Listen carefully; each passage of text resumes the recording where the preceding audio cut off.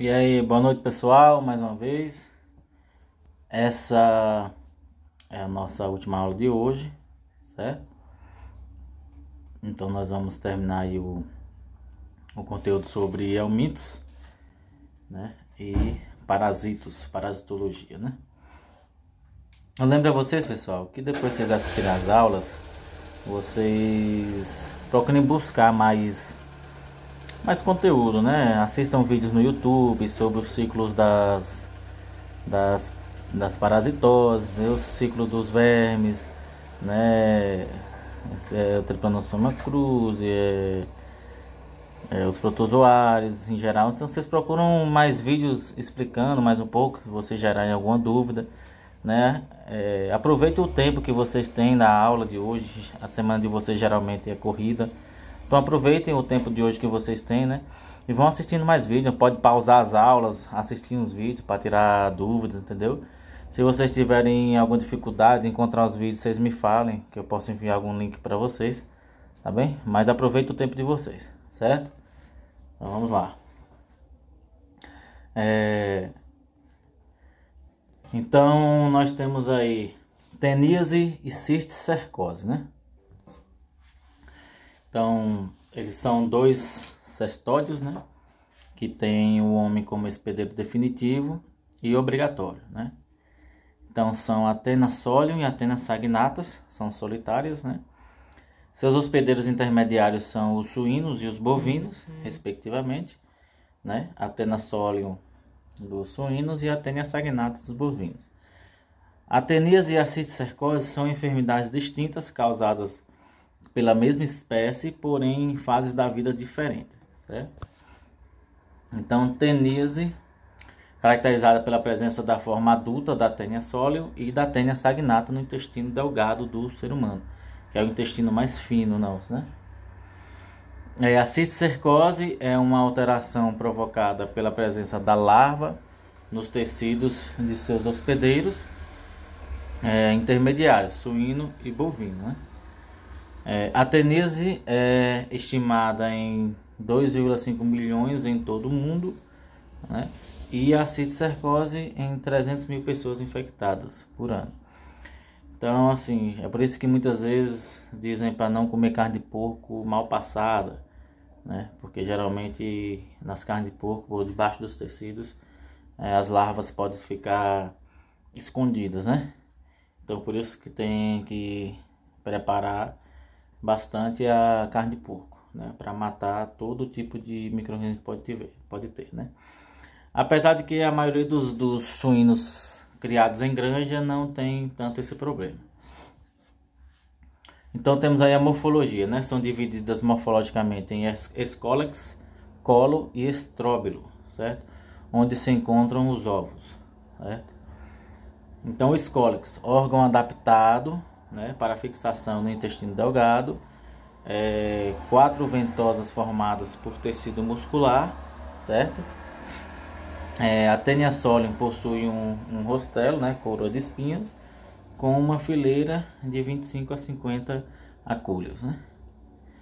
Então tá aí a foto das duas diferenças, Taenia solium e Taenia saginata, certo? Então a morfologia, né? O colo, situado após o escólex, né? O colo ou pescoço não tem segmentação e suas células estão em constante atividade reprodutora, dando origem às proglotes jovens, né? As proglotes são esses pedacinhos aí que são divididos o corpo das tênias. É conhecido como zona de crescimento ou de formação das proglotes, né? O colo. Estróbilo é o corpo do cestoda, né? Formado pela união das proglotes, os anéis, de 800 a 1000 proglotes, certo? A Taenia solium pode chegar a 3 metros e a Taenia saginata pode chegar a 8 metros, né? As proglotes são divididas em jovens, maduras e grávidas. Cada proglote tem sua individualidade alimentar e reprodutiva, né, podendo ficar fértil ou não separadamente. Alimentação, absorção do alimento do hospedeiro pelo tegumento das proglotes, né, pela superfície. os ovos, né? Microscopicamente é impossível distinguir os ovos das duas tênias, certo? Não é possível saber qual é qual. Eles são esféricos e medem cerca de 30 milímetros de diâmetro, certo? E observados ao microscópio nos laboratórios quando é feito o exame de fezes, né? Então vamos lá, gente. Tem também aí o cisticerco, né? Constituído de um escólex com 4 ventosas, né? Colo e uma vesícula membranosa, né? Contendo líquido no seu interior, podem atingir até 2 milímetros de comprimento, 12 milímetros de comprimento, né? Após 4 meses de infecção, certo? Aí vocês podem perceber aí a diferenciação de cada parte do verme, tá vendo? As 4 ventosas, tá vendo? O escólex é como se fosse a cabeça aí do verme, tá vendo? O colo é o início aí das proglotes, certo? Então vocês podem ver aí, tá vendo? Cada proglote tem em seu interior os órgãos sexuais, né? Masculino e feminino dentro da mesma proglote. Então é um proglote hermafrodita, né? Vocês podem ver os ovários, os testículos aí e o útero tudo em um local só. Então cada proglote dessa é um aparelho reprodutor separado. Então cada proglote dessa pode originar aí vários vermes de uma vez só, né? Então, o habitat: as tênias adultas vivem no intestino delgado do homem, né? O cisticerco da tenasole é encontrado no tecido subcutâneo, né? Muscular, cardíaco, cerebral, no olho de suínos, né? E acidentalmente no homem e no chão. O cisticerco da tênia saginata é encontrado no tecido dos bovinos, certo? Então tem aí os ciclos biológicos, certo? Vocês podem pausar aí também e dar um zoom, né? E vocês vão perceber aí todo o ciclo de contaminação do verme, certo? O ser humano consome a carne contaminada pelo cisticerco, certo? E já dentro do hospedeiro, o homem, esse cisticerco, né, eclode e começa a formar o verme, né? O cisticerco ele pode chegar ao cérebro, certo, do hospedeiro, gerando uma neurocisticercose, certo? A neurocisticercose ela pode causar vários problemas no sistema nervoso central, né, podendo gerar paralisia, né, vários problemas. Então é uma doença muito grave a neurocisticercose, né? Acontece, né, com esse consumo de carne de porco, mas como eu havia falado para vocês, a questão das granjas, elas se preocupam muito com a saúde dos suínos que elas estão comercializando, né? Então, aí o ser humano ele defeca as proglotes, né? E essas proglotes elas liberam os ovos, né? E os porcos consomem, sendo infectados novamente e continuando o ciclo. Então vocês podem também pesquisar vídeos com o ciclo da Tenese cisticercose para vocês se familiarizar mais um pouco. Tem a transmissão, né? A tenise é transmitida pela ingestão de carne bovina ou suína mal cozida, contaminada com cisticerco. A cisticercose, ingestão acidental de ovos viáveis da tenasole. Então, gente, é por isso que no Brasil vem tendo esse programa de vigilância sanitária, entendeu? Essa preocupação com a higienização dos açougues, né? A fiscalização da questão dos frigoríficos, dos matadouros, para que a gente tenha cada dia mais uma segurança na carne que a gente está comprando, né? Então, oriento vocês comprar carne de procedência, né? De preferência vejam onde foi abatido, como são criados, né? Às vezes a gente compra algumas carnes de mão de amigos, mas não quer dizer que elas estejam contaminadas, mas precisam se preocupar um pouco de onde vocês estão comprando carne. Evitem comprar carnes fora de refrigeração, né? Então essas coisas assim a gente consegue evitar bastante, certo? Então vamos lá, vamos continuar. Então vocês podem ver a transmissão da teníase, né? Cisticercose humana. Tem a auto-infecção, quando o ser humano acaba contaminando a mão com fezes e levando à boca, certo? Em banheiros, em outros locais. A auto-infecção interna dentro do próprio organismo. E a heteroinfecção, que é advinda de outras fontes, né? Então aí, o homem elimina proglotes e ovos de sua própria tênia, né? São levados à boca por mãos contaminadas ou coprofagia, né? Coprofagia é aquele hábito de comer fezes, né? Então, às vezes acontece. Autoinfecção interna, durante vômitos ou retroperistaltismo, né? As proglotes podem chegar ao estômago e depois voltarem ao intestino delgado. Heteroinfecção, o homem ingere água, alimentos contaminados por ovos de tênia ou de outra pessoa, certo? Então, a patogenia e sintomatologia, né? Apesar de ser conhecida como solitária, normalmente as pessoas estão infectadas por mais de uma tênia, né? Podem causar fenômenos tóxicos e alérgicos, podem provocar hemorragias na mucosa, produzir inflamações, competição por alimento, o parasitismo compete com o hospedeiro, espoliando seu alimento, né? Então eles se alimentam do que você consome, podendo levar a emagrecimento. A cisticercose é causada por lesões realmente graves no homem, podem atingir qualquer tecido do corpo, nas mais importantes são musculares e neurais. Diagnóstico parasitológico, as proglotes de ovos nas fezes pelos métodos rotineiros, né? Exames de fezes. Diagnóstico específico, a tamização das fezes para recuperar e comparar as proglotes. O clínico, né? Praticamente impossível nos pacientes com teníase.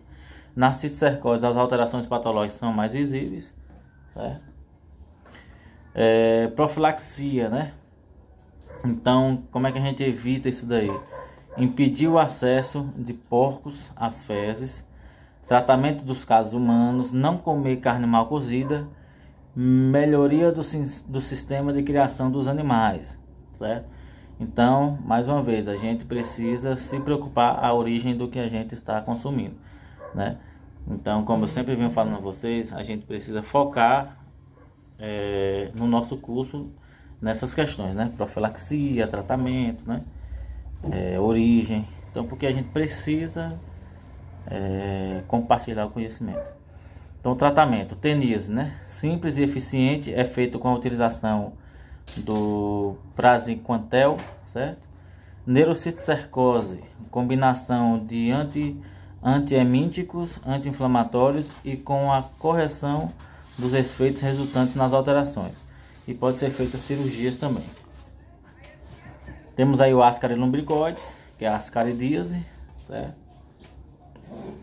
Então, o Ascaris lumbricoides, a helmintose mais comum em seres humanos. Então, praticamente, creio que 99% dos seres humanos, quando eram crianças, teve esse verme, né? Inclusive, eu já tive também esse verme. Praticamente toda criança teve. A criança bota a mão no chão, bota na boca, isso aí é fato. Todo mundo já teve isso aí.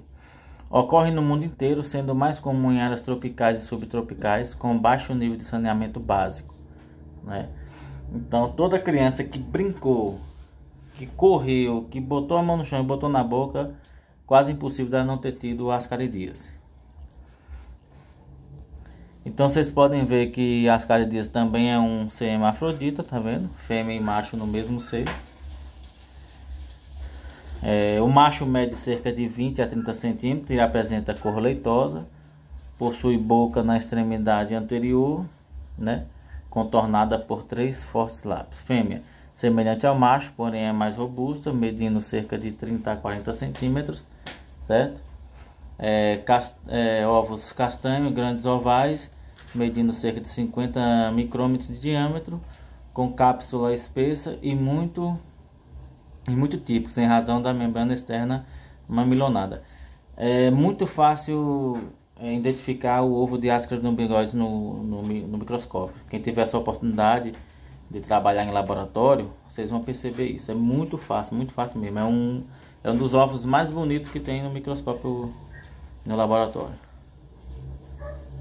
Certo?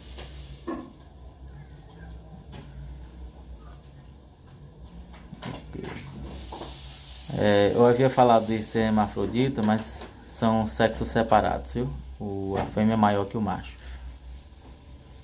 O habitat: intestino delgado, principalmente no jejum, né, e ilho, é onde eles se encontram, mas em infecções intensas pode ser encontrado em toda a extensão do intestino delgado. Podem ficar presos à mucosa com o auxílio dos lábios ou migrar pela luz intestinal. Então, vamos ver aqui. Aí tá mais ou menos como pode acontecer, né? A gente ingerir os ovos dos vermes, certo? A contaminação por esses vermes Ascaris lumbricoides pode causar a interrupção do fluxo intestinal, entendeu? Podendo causar ruptura também do intestino, né? É uma forma mais grave, mas pode acontecer. Então tem aí o ciclo biológico, né? É do tipo monoxênico, né? Então só precisa de um hospedeiro. Vocês vão gravando aí se monoxênico, heteroxênico, né? Heteroxênico, 2 hospedeiros, monoxênico com 1 hospedeiro. Cada fêmea é capaz de pôr cerca de 200 mil ovos não embrionados que chegam ao exterior com as fezes. Se formam dentro do ovo, né? L1, L2 e L3 infectantes, certo? Então temos aí mais um ciclo aí da infecção, certo? Então os ovos vão para o solo, né? No solo a larva penetra na pele, certo? E aí ocorre o ciclo completo da ascaridíase. Vocês podem aumentar e ver como que acontece, certo?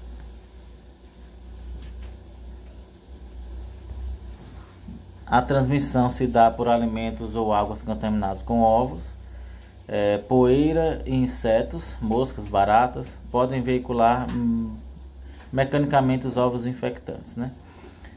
Material sublingual, né? Então assim, é bem interessante vocês se preocuparem, né, a origem dos alimentos, não deixar alimentos disponíveis para insetos, né? O máximo possível, se tiver um local, detetizar.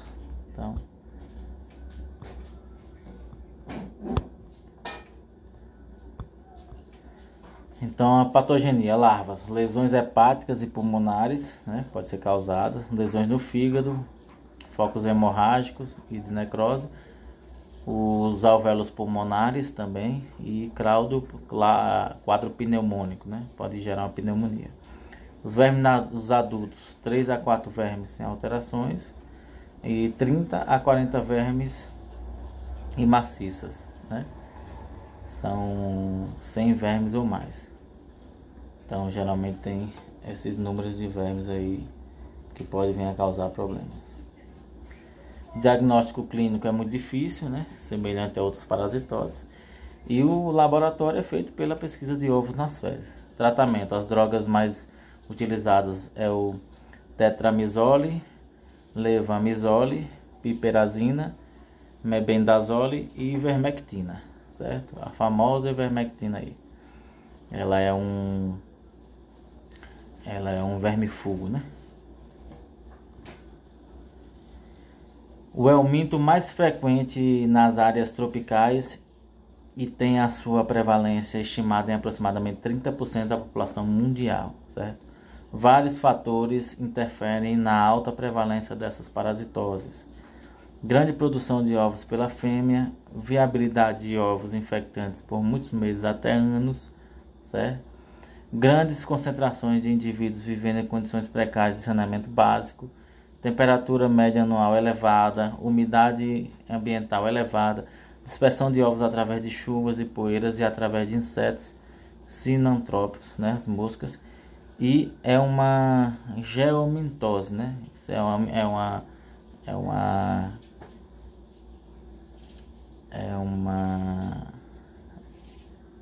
verminose gerada da terra, né?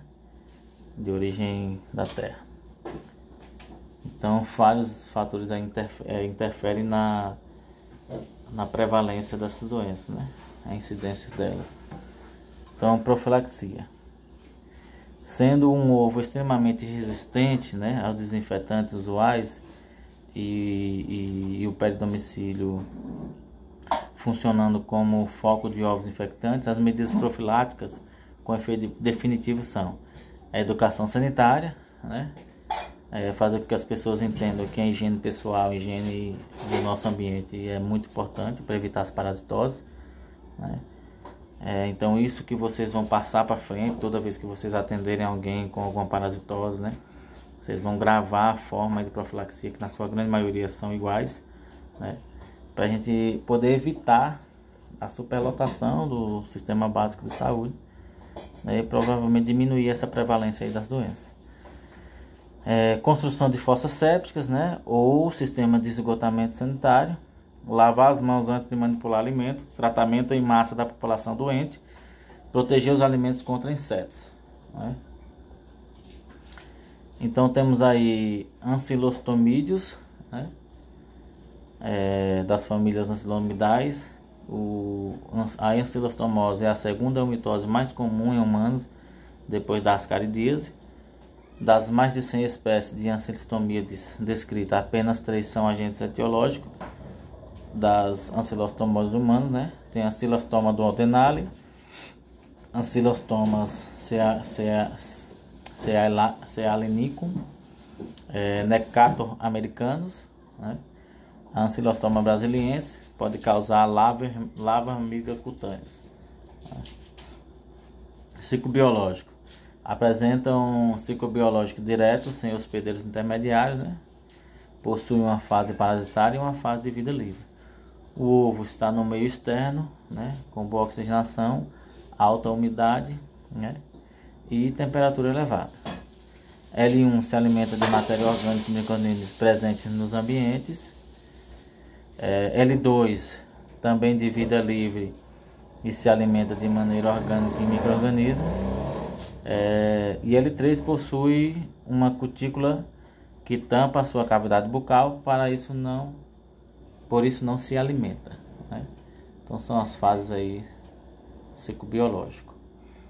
E aí temos o ciclo aí, né, do ancilostoma, mais conhecido também como amarelão, né, ancilostomose. Então ele entra através dos pés, vocês podem ver aí, né?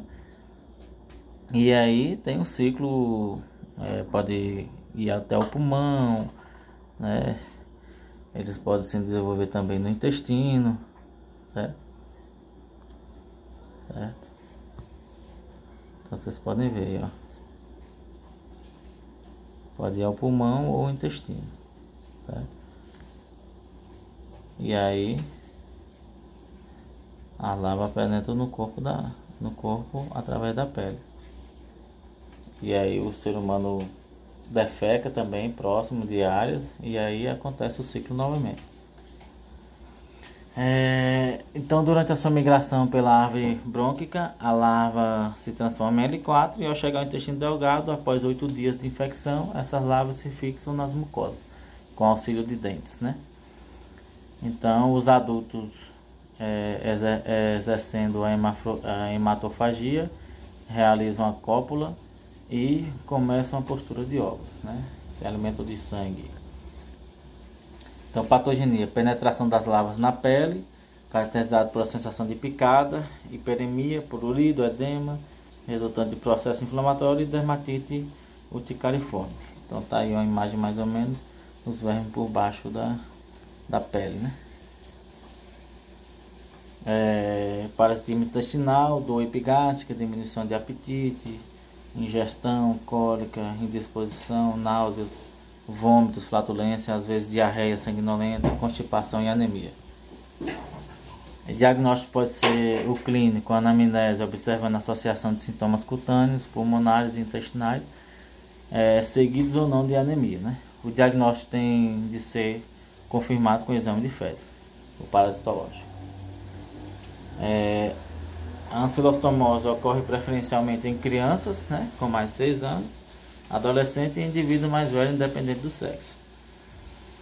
Nos pacientes, os vermes podem sobreviver por até 18 anos, produzindo em média diariamente 22.000 a 9.000 ovos, né?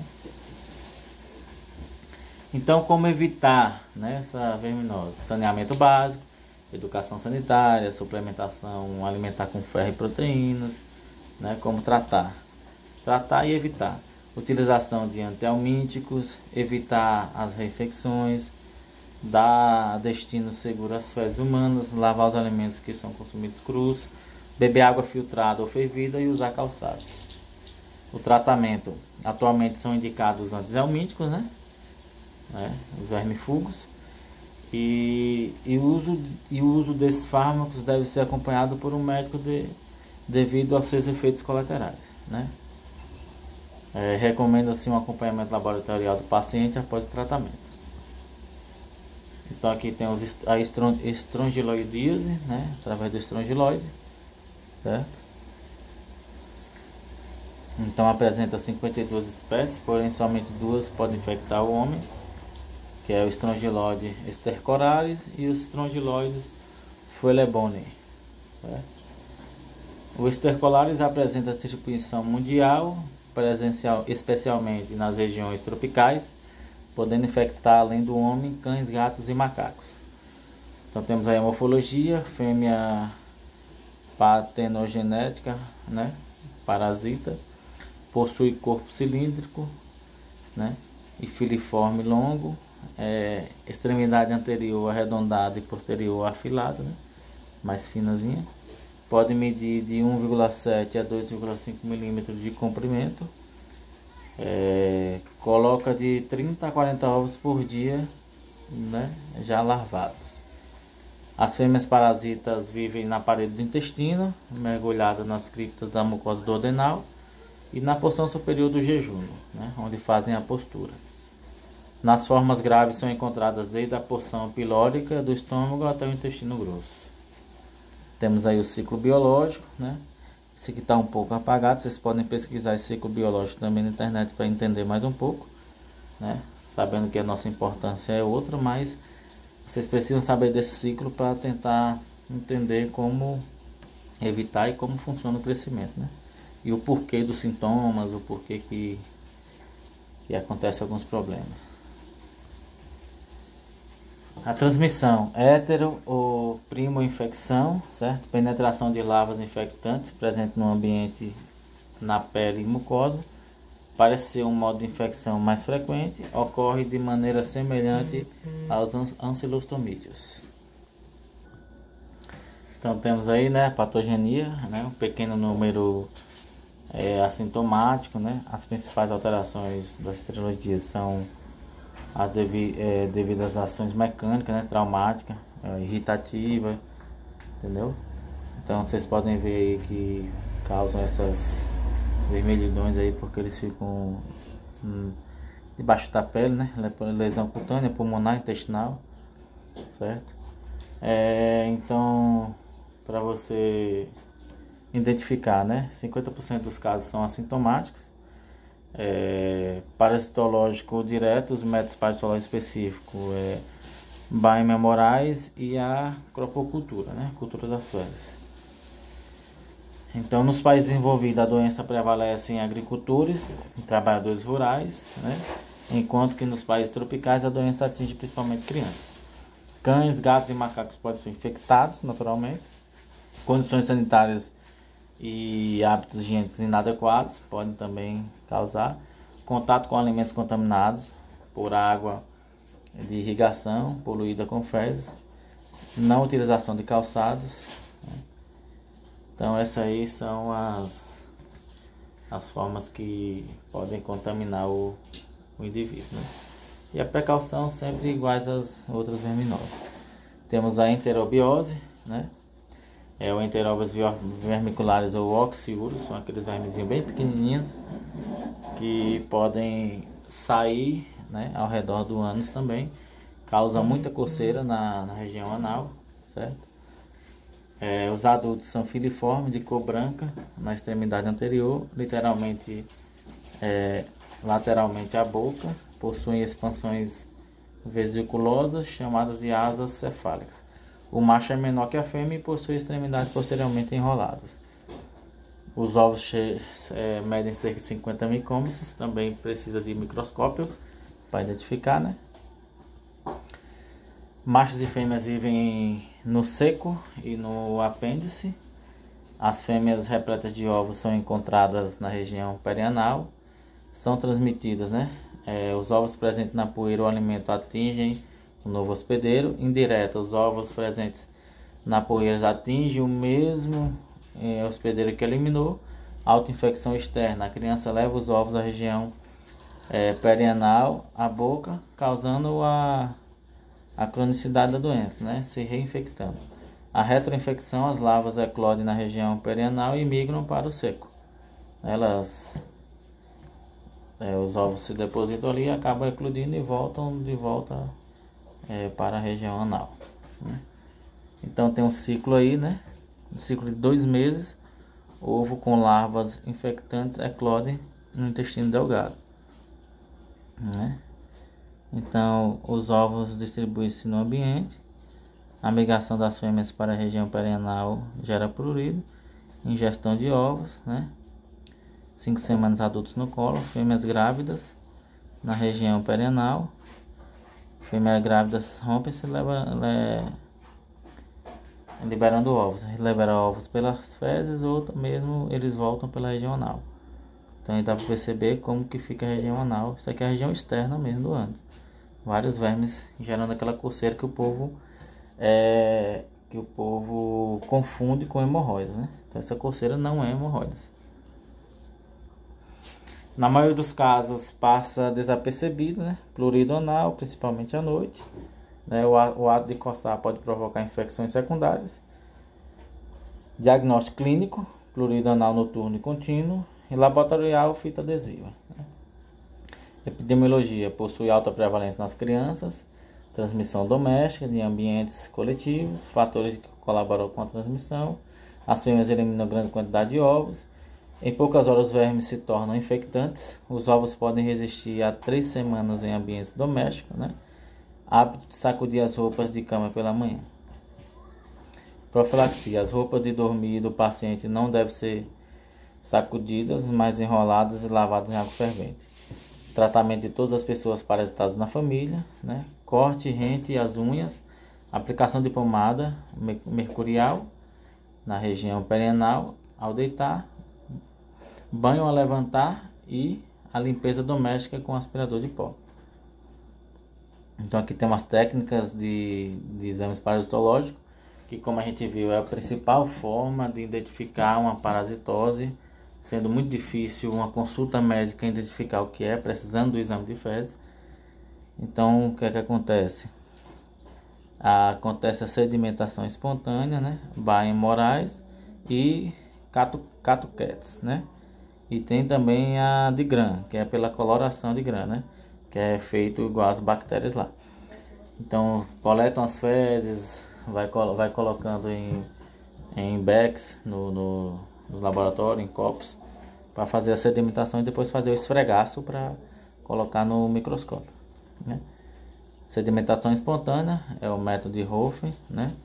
Ovos, larvas in situ, alguns oociços, serve para identificar isso. Técnica aí vai sedimentando aos poucos, né? E depois faz-se o esfregaço. Tem até a coloração de grã também, né? Baema morais, lava de almintos, catuqués, ovos de cistosoma. Método de grão, fita adesiva, intermóvel vermiculares, né? Cada método fala a sua forma de a seu tipo de verminose. Vocês podem ver que todas têm seu exame específico, mas a grande maioria só consegue descobrir através desses exames de fezes. Então, valeu, gente, obrigado. A gente encerra aqui as nossas aulas, né, de parasitologia.